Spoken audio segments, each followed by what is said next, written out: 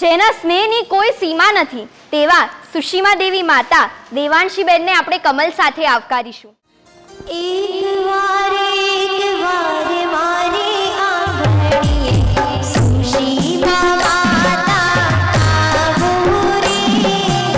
એક વાર સુશીમા માતા મારે આંગણીએ આવો રે.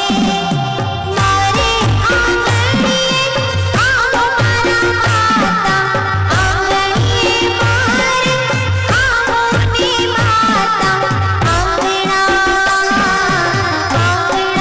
મારા સોહાવો ને.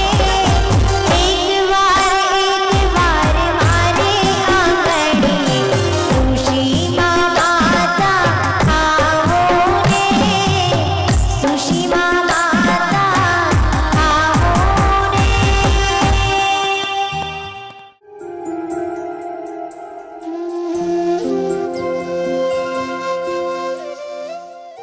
મારા પુત્રનો જન્મ થયો ત્યારે તેનું સૂતિકર્મ કરવા માટે સ્વયં દેવલોકમાંથી 56 દીપ કુમારીઓ આવી હતી.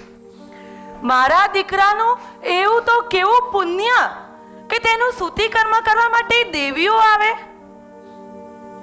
મારા દીકરાને મેં જ્યારે પહેલી વાર મારા હાથમાં લીધો ત્યારે મને એવું લાગ્યું કે આ દીકરો નથી પણ નરમ નરમ મુલાયમ મુલાયમ કમળનું ફૂલ છે.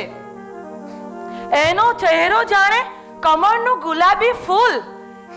એટલે જ મેં મારા દીકરાનું નામ પદ્મપ્રભ રાખ્યું.